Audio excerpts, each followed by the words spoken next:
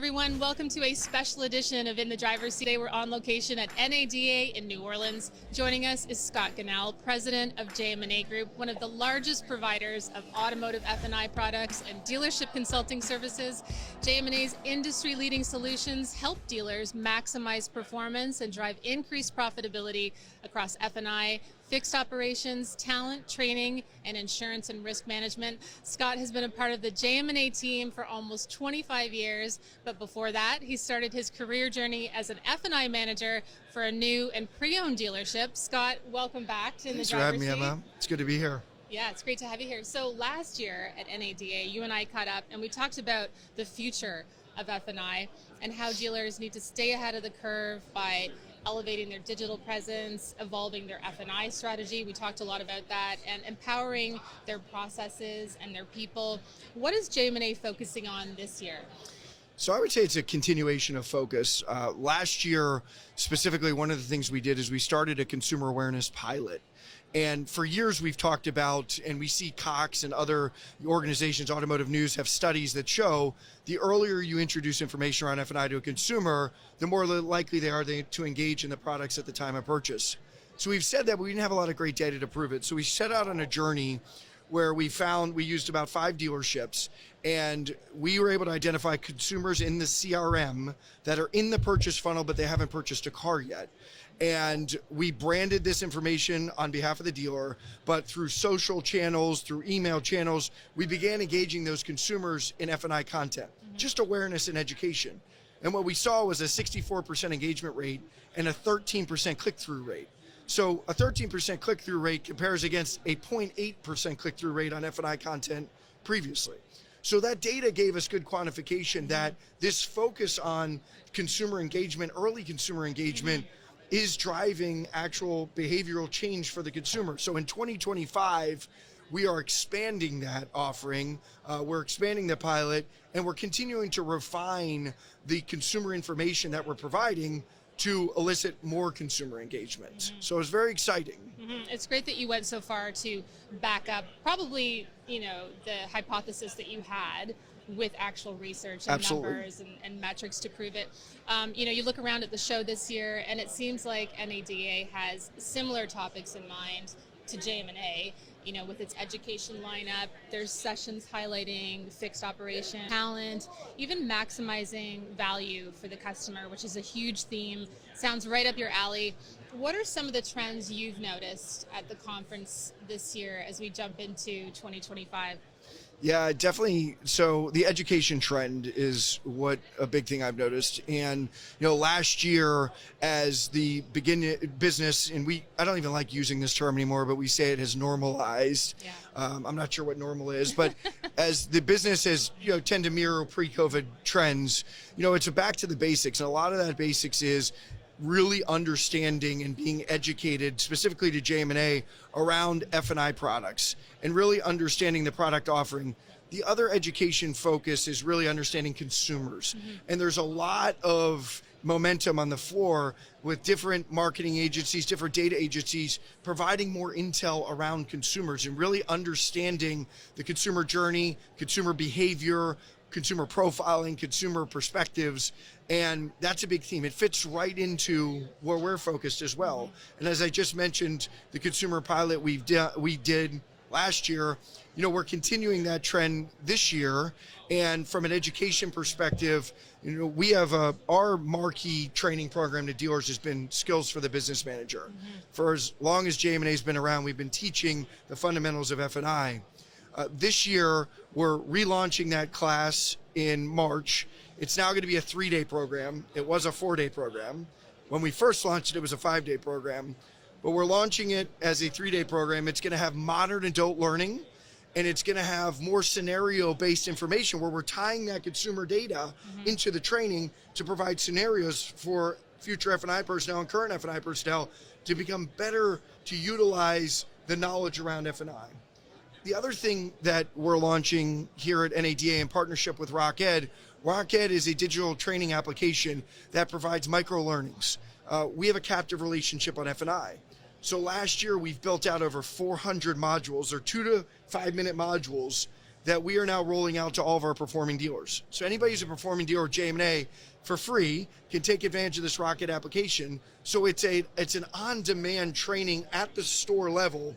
And again, this consumer information in adult learning methods is going to be provided real time. And so when I look at the macro themes of NADA and the micro themes of JM&A, there's a lot of alignment around understanding consumer, understanding the transaction. And really what we're focused on a lot is flexibility. Is, F&I historically has brought some rigidity to process. And you and I were talking before the interview, you spent some time with dealers recently. And one of the things that the dealers were mentioning to you is, F&I kind of puts a wrapper around everything. Exactly. You've got making sure it's the right vehicle, making sure that it's the financing or however they're paying for the vehicle, making sure that all the compliance is in place, the products are offered. There's a lot that is done in the F&I process. Yes. And so what we want to make sure is that we're optimizing that experience, and can be rigidity in the process. We're trying to teach our F&I managers it's okay to be flexible. It's okay that maybe you would historically go from step 2 to step 3. Maybe this consumer is giving you information, you should go to step 4. That's okay. Yeah. Let's be flexible and adapt to the consumer. Yeah, I mean, it is actually a very complex role right now, because there almost is two opposing forces, because they have to maintain the energy that's just happened before coming into the F&I office. At the same time, it's a very formal moment.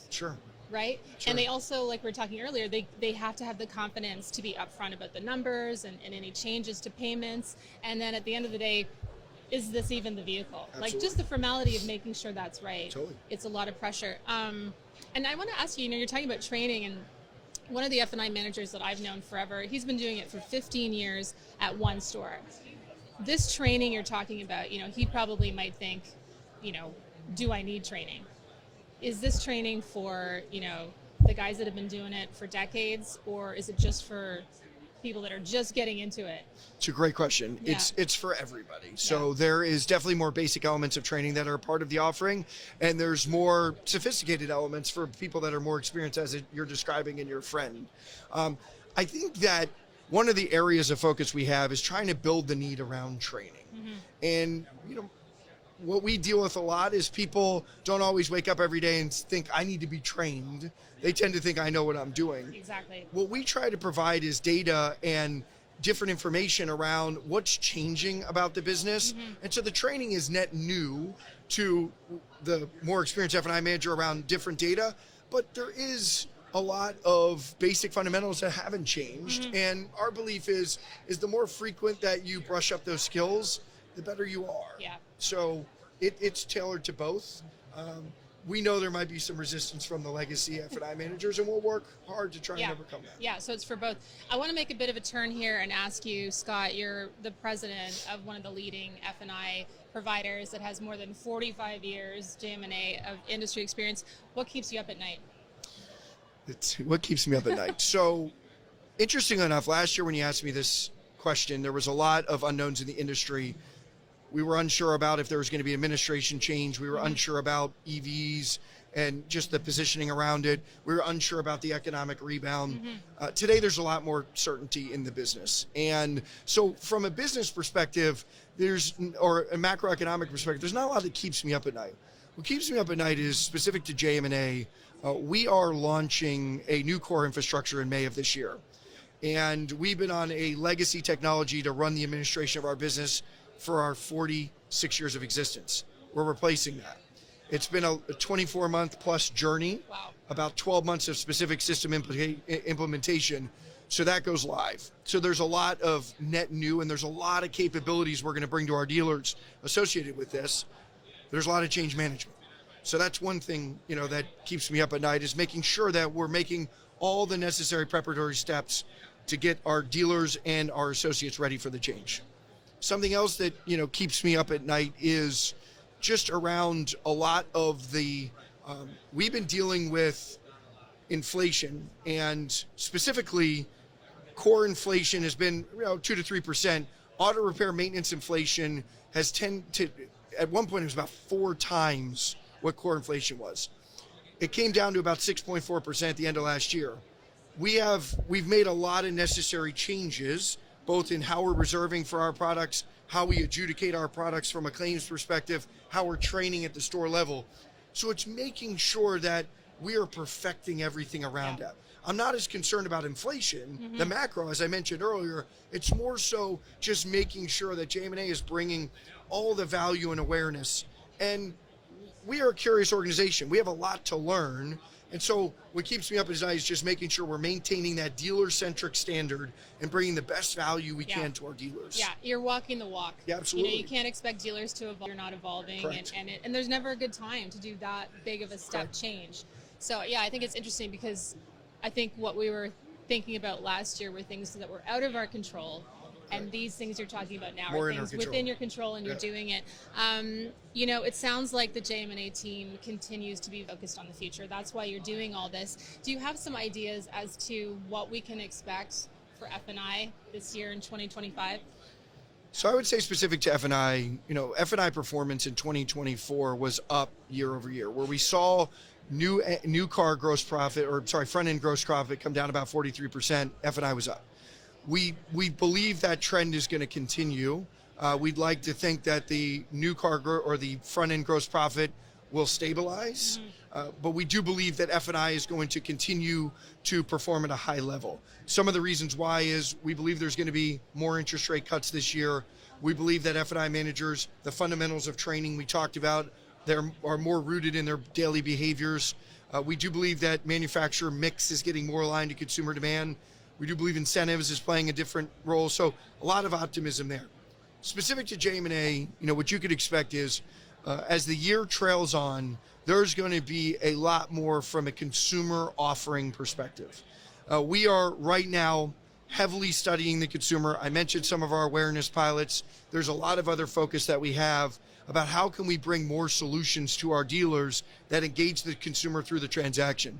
So you should expect as the year goes on, we will bring more to bear around that will help engage the modern consumer of today, and it help aligns us to the consumer of tomorrow as well. So those are some big areas for us. Yeah, that is big. It'll be so interesting to see the impact of that. Yeah.